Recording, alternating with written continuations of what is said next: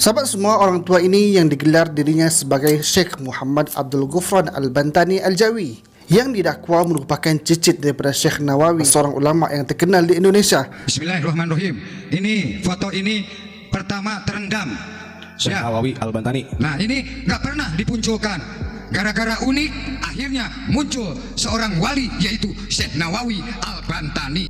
Dan Mama Ghufran ini semestinya lah berasal daripada Banten, Indonesia. Dari kecil dikatakan Mama Ghufran ini pandai merawat orang sakit. Ramailah orang yang cuba berubat kepada dia. Kiranya dia adalah dukun kampung lah dan menjadi harapan orang kampung. Tetapi selepas dia merawat, maka dia pun menghilang. Bila dia diperlukan sahaja, barulah dia datang semasa kecilnya. Dan ketika dia tumbuh dewasa, Mama Ghufran ini mencari ilmu dengan pelbagai guru, termasuklah guru-guru rohani dan sebagainya. Maka dia mempraktikkan ilmunya dengan dia pernah dikubur selama 40 hari. Dan dia bangkit daripada kematian itu. Cerita ini memang banyak juga di YouTube, sahabat semua boleh tengok bagaimana Mama Ghufran ini bangkit daripada kubur ataupun dikubur selama 40 hari. Setelah 2 tahun lamanya beliau berguru kepada Abuya Mama Armin. Kemudian beliau dikubur hidup-hidup selama 40 hari 40 malam sebagai permulaan pendidikan ruhaninya untuk mengenal jati diri dan robnya.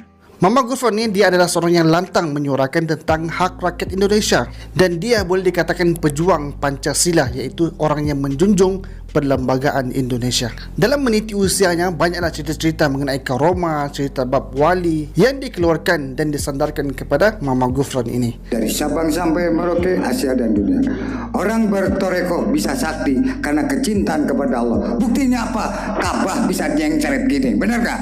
Saya boleh katakan Mama Ghufran ini adalah orang baik dan disenangi oleh orang. Tetapi di sisi lain, secara umumnya Mama Ghufran ini adalah orang yang kuat sembang, ditambah lagi dengan level confident yang sangat tinggi.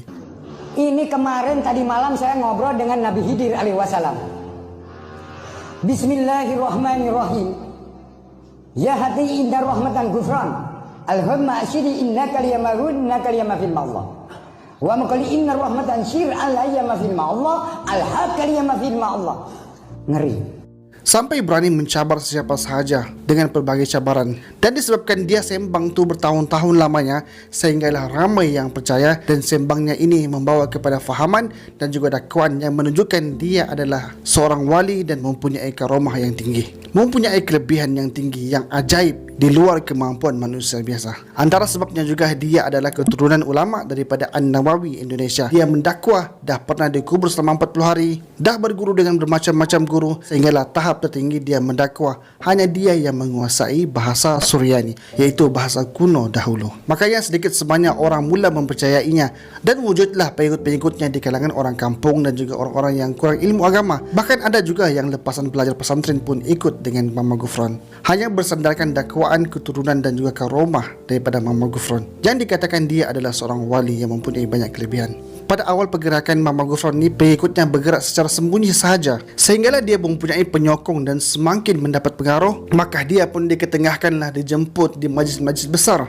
dan bila dah diangkat dan terapung, maka Mama Ghufran ni pun mendakwalah yang dia telah pun menulis 500 kitab. Bayangkan 500 kitab berjilid-jilid lagi. Selepas orang ramai mendesak, betulkah dia memang menulis 500 kitab? Maka disitulah dia mengeluarkan bahasa ciptaannya sendiri dalam sesi ceramahnya, sehinggalah video tersebut viral di Malaysia dan Indonesia. Ini videonya. Ada yang memancing, bagaimana mana ngarang kitab 500 kitab, saya harus dipamerkan. Sorry, kalam itu. Maqali inna kalimat kitab fa'alayyakum faqali alai inna kalimat ummati fi inna kalimat fil Allah. La syidi inna kalimat Makkah Madinah la qali inna rahmatan ya Rasulullah sallallahu alaihi wasallam. Maqali inna rahmatan sahabat Sayyidina Ali Umar Utsman Abu Bakar la qali inna kalimat fi ma Allah subhanallah. Maqali inna rahmatan Indonesia ma faqali inna rahmatan wa maqali inna rahmatan Islam Indonesia maha faqal asyidi inna kalimat fi ma Allah. Naam faqali inna kalimat Indonesia maqali inna rahmatan kitab maqali inna rahmatan Quran fa di inna kalimat Indonesia faqali inna asyhadu anna kalimat firman Allah Allahumma kali inna lama ummati fi inna kalimat firman Allah. Keprok atuh. Sahabat semua, terdapat 6 kebohongan dan penyimpangan atas nama agama yang dilakukan oleh Muhammad Ghufran ini yang wajib kita tolak dan kita tidak akan benarkan ia masuk ke Malaysia. Dan kita mahukan juga umat Islam di Indonesia tahu bahawa apa yang dibawa oleh Muhammad Ghufran ini adalah satu kemungkaran, iaitu penyimpangan. Yang pertama, Muhammad Ghufran berdusta menggunakan nama Nabi SAW. Dia mengatakan itu adalah hadis Nabi SAW, tetapi matan hadis itu adalah innama qali rahmatan innama qali. Kan ngaji. Makanya kata Rasulullah sallallahu alaihi wasallam, "Rabbana qul inna kaliyya qul inna falima dunya wal akhirat la kaliyama fil Allah wa ma qul inna rahmatan wali walinya Allah wa ma qul inna rahmatan hidayah ma qul anna yama fil kalam."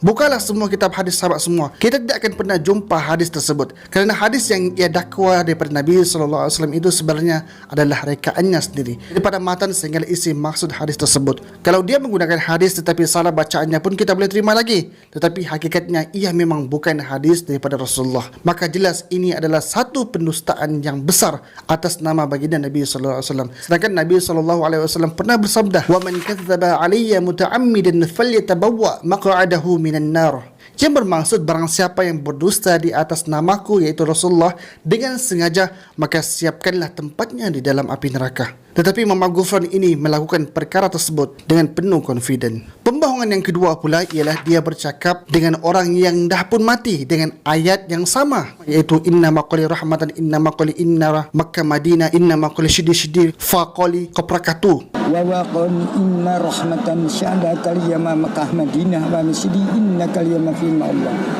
Wa mukadi inna rahmatan tanah Jawi inna kaliyama fi Surabaya. Wa mukadi inna rahmatan Jawa Timur kum wa mukadi inna rahmatan wali Allah. Takfi al-hash alhamakon anshidi in alayya fa'adaya la hawala an ma'alik inna sya'alaya ma bismillahirrahmanirrahim. InsyaAllah wa maqadi inna rahmatan Allah wa masidi al-hakari inna kaliyama kalam la qali inna rahmatan kalam wa maqali inna rahmatan malaikat Jibril wa maqali inna rahmatan ya Rasulullah wa maqali inna rahmatan basunan ampel la alayya mafil maut. Jadi abah situ sudah enak nikmat la kasyana alayya mafil maut. Insyaallah itu aja pesannya, nanti bisa diterjemahkan. Jadi saya ngobrol dengan basunan ampel, insya Allah. Akrob. Jadi akrob itu ngobrol. Dia kebetulan ada. Sebentar lagi dia berangkat. Insya Allah Gus. Jangan takut ya Gus. Amin. Insya Allah. Insya Allah. Teruskan perjuangan. Nitip.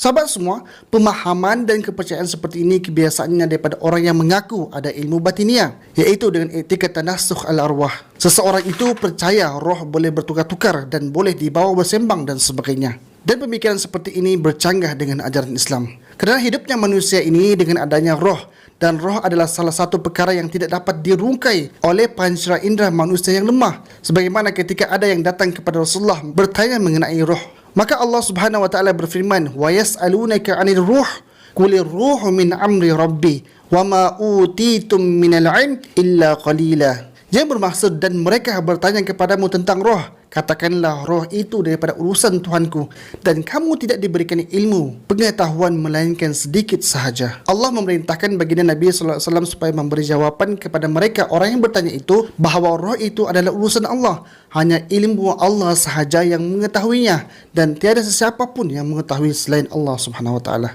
Nabi pun Allah berikan jawapan yang sebaik-baiknya mengenai roh dan segala urusan yang melibatkan roh. Ulama telah sepakat di dalam tafsir menyebutkan bahawa urusan roh adalah di bawah pengetahuan Allah. Adalah lebih baik untuk kita tidak pergi lebih dalam mengkaji berkenaan dengan roh. Tetapi hari ini tiba-tiba pula orang tua Muhammad Ghufran ini boleh bercakap dengan roh, dengan orang mati, dengan wali-wali dan sebagainya. Jamaah makin lahatukum syin al-aham mahandi inna jamaah na'ajirahaban mahjum ananikim inna masumu mataqaddama inna awalihi. Dengan bahasa rekaannya sendiri, iaitu inna maqali inna rahmatan fa Makoli inna mama mama budi koprakatu dan sebagainya, sehingga ia mengetahui keadaan mereka orang mati macam mana. Kalau dia tahu dan boleh bercakap dengan roh, maka dia pasti jadi orang yang paling kuat beribadah, sebab mengetahui bagaimana dahsyatnya keadaan di alam barzakh, bagaimana orang yang terpisah daripada dunia dan tidak dapat kembali lagi.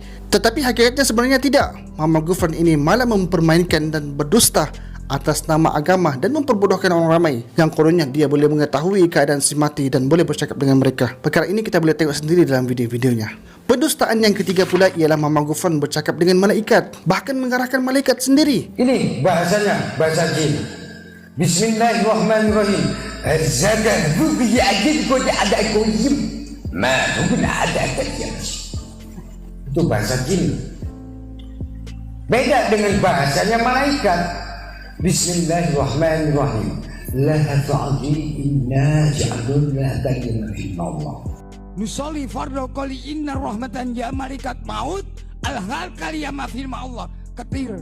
Hati-hati. Menjawab saya solatkan. Saya langsung lihat dulu nukar lagi.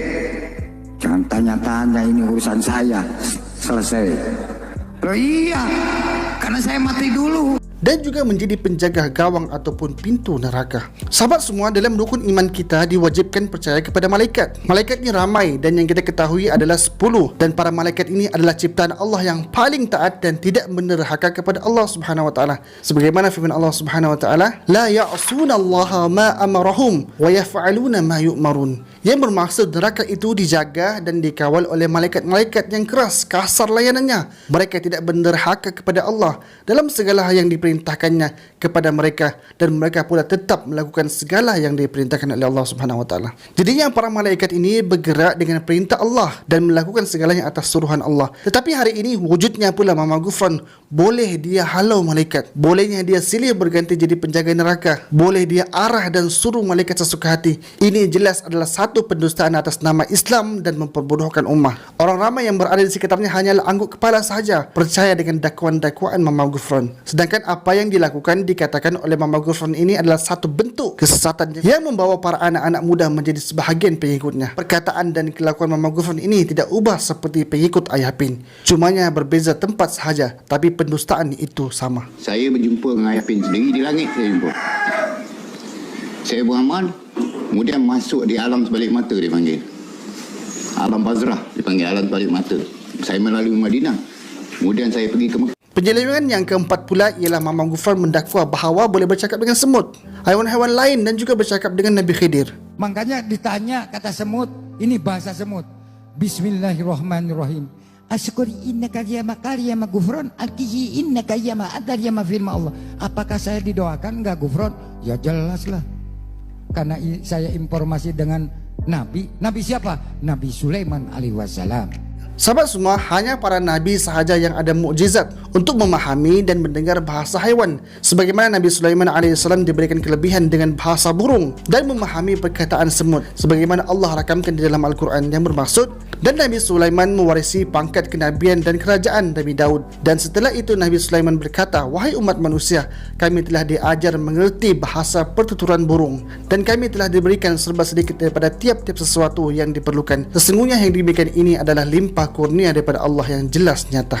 Seterusnya pada ayat yang ke-18 pula, Nabi Sulaiman AS mendengar ratu semut memerintahkan semut yang lain untuk berlindung disebabkan askar Nabi Sulaiman nak berlalu. Sahabat semua, mukjizat ini hanya diberikan kepada para nabi, utusan Allah untuk membimbing umat mereka daripada kegelapan kesesatan kepada cahaya keimanan. Jadinya ia sangatlah berbeza dengan Mama Ghufran. Ia mendakwah boleh bersembang dengan semut, boleh berbahasa haiwan, boleh memerintahkan malaikat dan sebagainya, bahkan melebihi para nabi. Dan ia jelas adalah pembohongan. Sahabat semua, Mama Ghufran ni dia bercakap dengan malaikat. Ayat yang dikeluarkan ialah inna maqali inna. Dia bercakap dengan nabi. Ayat yang keluar pula ialah maqali inna juga. Bercakap dengan semut, ayat yang keluar pun maqali inna. Bercakap dengan roh orang mati pun maqali inna, maqali inna. Hadis nabi pun maqali inna rahmatan Makkah Madinah. Kata-kata ulama lain pun inna maqali inna fa qafrakatu. Dia ni kalau disuruh ulang balik apa yang dia cakap, pasti dia tidak akan dapat ulang dan susun semula ayat itu dengan baik. Sebab apa? Sebab ayat maqali inna itu adalah rekaan semata-mata oleh orang tua ini.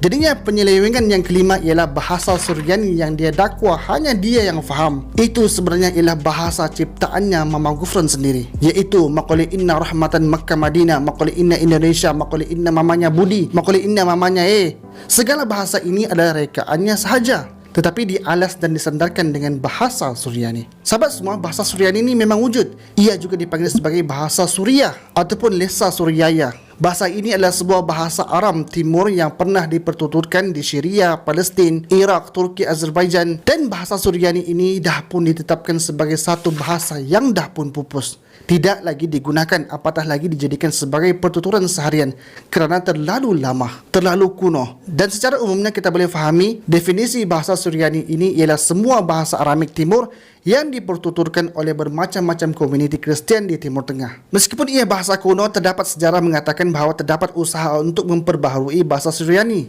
iaitu dicampur adukkan dengan bahasa Aramik, iaitu bahasa pertuturan Nabi Isa AS.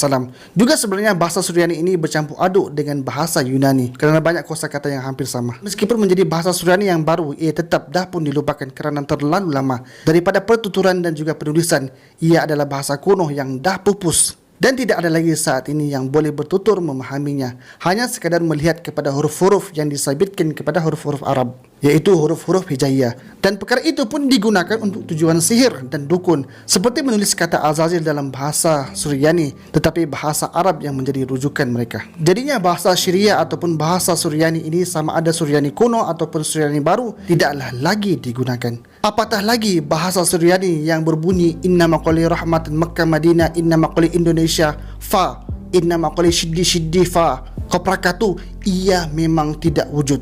Hanya orang gila sahaja yang percaya kepada pembohongan orang tua tadi. Kerana perkataan inna bermaksud sesungguhnya dalam bahasa Arab, qala berkata, fa maka, rahmat yang diulang-ulang oleh Mama Ghufran ini adalah asalnya bahasa Arab. Tetapi dalam bahasa Arab dia ada disiplin ilmunya sendiri. Kalam itu wajib kenalah ada lafaz, iaitu ucapan, murakkabu, dan ucapan itu kenalah tersusun, mufid, bermanfaat, difahami, bil wad'i, iaitu dengan qasad, adanya niat untuk menyampaikan kalam tersebut, dan ia yang tidak diucapkan oleh orang yang tidur. Tetapi kalau hanya maqali inna diulang-ulang sampai lebam, itu bukan kalam, itu adalah karam, rosak bahasa. Dalam bahasa Arab ia tidak difahami, dalam bahasa Suryani tidak difahami, dalam bahasa Melayu pun tidak difahami. Jadinya itu adalah bahasa untuk orang yang tidak faham, diberitahu kepada orang yang tidak faham juga. Sahabat semua, Mama Ghufran ni sampai saat ini kita tidak lagi pernah mendengar lagi dia membaca ayat suci Al-Quran, membaca hadis. Kalau dia buka Al-Quran pun dan kitab yang dia suruh baca adalah orang lain, kenapa tidak baca saja, kan dapat pahala? Ataupun adakah takut kerana ada kesalahan dan sebagainya? Dan antara dakwaan Mama Ghufran juga ini ialah dia menulis 500 kitab dan bangkit hidup kembali setelah dikubur 40 hari, dan banyak lagi dakwaan-dakwaan yang angkat bakul sendiri. Sahabat semua, sebagai kesimpulan, kita kenalah menjauhi orang-orang seperti ini dan tidak terpengaruh dengan dakwaan dan segala cerita hikayatnya. Boleh jadi orang seperti ini menjadi ujian kepada kita semua untuk lebih memperbaiki diri, belajar agama dengan baik. Kerana agama Islam ni dah pun sempurna. Nabi SAW dah bawa Islam ni kepada kita dengan lengkap. Tidak ada lagi kekurangan. Jadinya kita tidak perlukan lagi Nabi baharu. Kita tidak perlulah lagi nak gali bahasa kuno untuk dijadikan jampi dan sebagainya. Kerana Al-Quran yang penuh dengan mukjizat dah cukup. Al-Quran penuh dengan apa perkara yang dah lepas berlaku untuk kita jadikan pengajaran, dan perkara yang akan datang seperti kiamat, kematian untuk kita jadikan peringatan. Al-Quran dah sempurna, itu pun masih lagi kita jarang baca, hanyalah sekadar dijadikan perhiasan. Jadinya apa yang disampaikan oleh orang-orang yang mengaku sakti, wali dan sebagainya, kalau tidak bersesuaian dengan Al-Quran dan Sunnah, maka tinggalkanlah, jangan buang masa. Jadi cukup sekedar itu saja. Jika video ini bermanfaat, share sekarang. Assalamualaikum warahmatullahi wabarakatuh.